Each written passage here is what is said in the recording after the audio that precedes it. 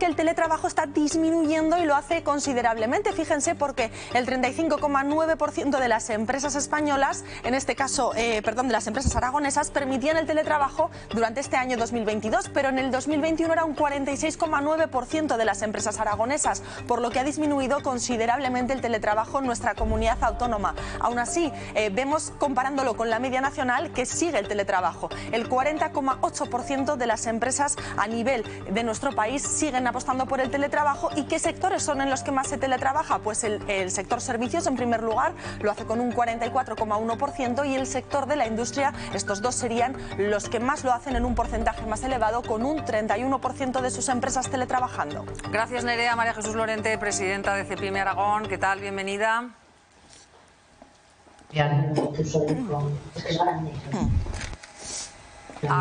A ver, que escuchamos mucho ruido, pero no escuchamos a María Jesús. Sí. A ver, ¿ya? Sí, buenos días.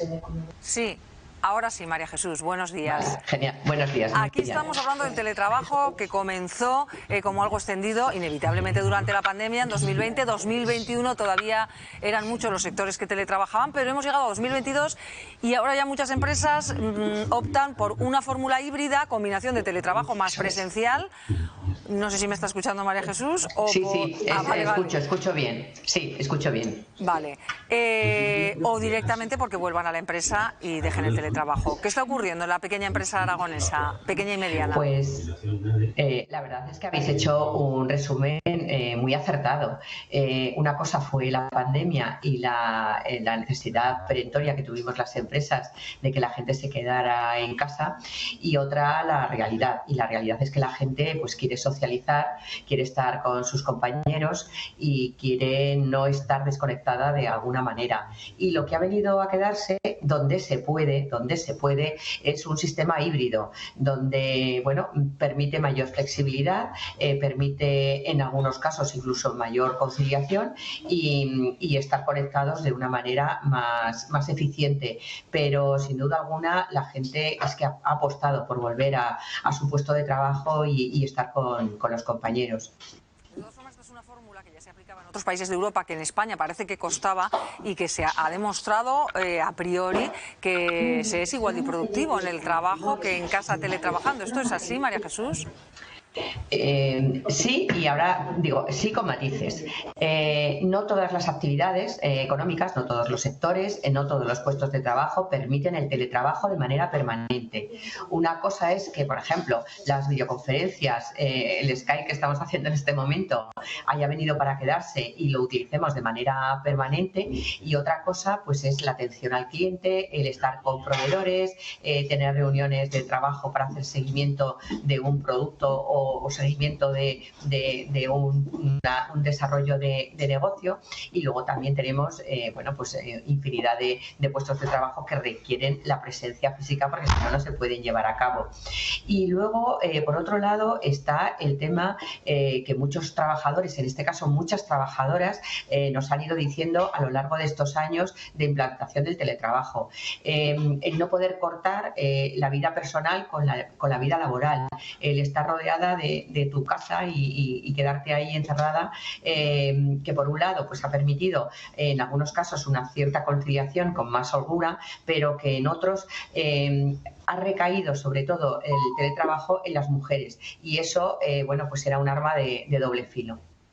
Por una parte, hay quien argumenta que eso favorece la conciliación, pero por otra que es imposible la conciliación con niños Exacto. en casa y a la vez trabajando. Comentaba Sí, María Jesús que algunos de los trabajadores optan por volver a estar con el resto de sus compañeros y quieren estar en su lugar de trabajo, pero también otros trabajadores que quieren seguir en su casa y que aseguran ser igual de productivos. Sí, total. Sí, es que además es que lo estamos viviendo. Es decir, hay mucha gente que incluso te dice, oye, yo prefiero ir 2 días al trabajo, pero luego los otros 3 quedarme en mi casa. ¿Por qué? Porque esto además me permite vivir en un medio rural, o me permite conciliar mucho mejor, me permite llevar otro ritmo de vida, y al final lo que conseguimos es tener a un trabajador mucho más motivado y mucho más contento del sitio donde está desarrollando su actividad.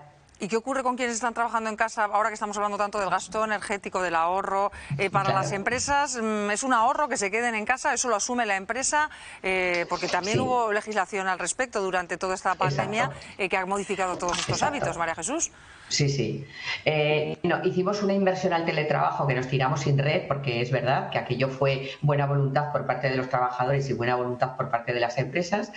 Salió un decreto que regulaba el teletrabajo, donde incluso hay que hacer una declaración responsable por parte del trabajador y de la empresa de cómo está el puesto de trabajo y si reúne esas condiciones en materia de prevención de riesgos laborales, y hay que ser muy escrupuloso, ¿no? Porque no es lo mismo la silla que podemos tener en casa que la silla que vamos a tener en el trabajo, o la pantalla, o trabajar con un portátil que trabajar con un buen ordenador. En este momento, las empresas que han optado por el teletrabajo o que brindan esa oportunidad del sistema híbrido de teletrabajar junto con el tema presencial, todas las herramientas las tiene que poner la empresa. Hay control sobre las condiciones en las que se está trabajando y si se cumple en materia de prevención de riesgos laborales las condiciones para que el puesto de trabajo sea el correcto y el adecuado. Sí, sí, sin ninguna duda. Pues María Jesús Lorente, presidenta de CEPIME Aragón, muchas gracias por haber estado con nosotros en Aquí y Ahora. Gracias. Gracias a vosotros. Un placer, como siempre. Gracias. Bueno, pues la fórmula del teletrabajo, que según la Agencia Europea de la Energía también la incluye como uno de los métodos para reducir el consumo, entre otras medidas, Nerea. Un decálogo conocimos hace muy poco de la Agencia Internacional Europea de Energía, precisamente recomendando una serie de consejos que podrían abaratar y reducir ese consumo. Entre ellos, por ejemplo, limitar la velocidad, bajarla a 10 km/h de las autopistas, también dar incentivos a aquellos usuarios que vayan a los sitios y se desplacen andando o en bicicleta. Otro de los consejos que incluía este decálogo era la opción del teletrabajo 3 días a la semana. También incluir, por ejemplo, uno de los días de la semana, en este caso el domingo, como día sin coches. U otra de las recomendaciones, en el caso de que haya alternativas, no coger el avión, es decir, recurrir primero a otros modelos de transporte. Gracias, Nerea. Bueno, pues ponemos el foco en el teletrabajo, que es lo que nos está ocupando ahora mismo, como fórmula, como decimos ahora, híbrida. Sí. Durante esos meses 2020-2021 muchas empresas optaron por mantener, primero inevitablemente, y luego decidieron mantenerlos a sus trabajadores en casa, pero ahora se opta por esa fórmula híbrida en aquellas empresas que pueden jugar con esa fórmula. Mónica. Sí, lo que pasa es que cada empresa es un mundo, ¿no? Y habría que ajustarlo bien a cada empresa. Yo me voy a referir sobre todo al tema del ahorro energético. Será ahorro energético siempre que el 100% de la plantilla esté teletrabajando, porque si tú tienes que mantener abierta tu empresa con un 25% de la plantilla, se supone que las condiciones de luz, calefacción, sobre todo de cara al invierno, las vas a tener que garantizar siempre. Y si estás hablando de que 3 días en casa, 2 días en la plantilla, es posible que tengas una rotación que eso te impida que en una sede central de una empresa el ahorro sea mínimo. Luego, ¿quién corre con los gastos de la calefacción y de la luz de los trabajadores que se queden en casa? ¿Lo asume el propio trabajador o lo asume también la empresa? Entonces, yo creo que es un sistema complicado. El teletrabajo estuvo muy bien para lo que estuvo durante la pandemia, menos mal el teletrabajo para muchas empresas claras, como por ejemplo las nuestras, que son los medios de comunicación, pero ahora sí que es cierto que quizás la fórmula presencial te permita socializar más y estos modelos híbridos pues sean siempre para los trabajadores que voluntariamente se quieran someter a ellos, y sobre todo dejando muy claro, además de quién proporciona las herramientas, quién asume los costes de permanecer en tu casa, tal y como están ahora mismo el gasto en calefacción y el gasto en electricidad. Álvaro. Sí, yo estoy muy a favor del teletrabajo y del modelo híbrido, sinceramente. Creo que hay determinados sectores y determinadas empresas que no hace falta que estés 24/7 sentado durante los 5 días de la semana trabajando, que se pueden dar fórmulas en las que te puedas conectar en cualquier momento, y hay otras que sinceramente pues las circunstancias de la empresa no tienes que estar reportando constantemente a tu jefe, sino que tú estás en un proyecto, puedes estar 18 o 24 horas durante una semana en ese proyecto y lo puedes hacer desde casa o desde cualquier punto donde tengas conexión a internet y conexión telefónica. Ahora bien, yo creo que ahí está la clave.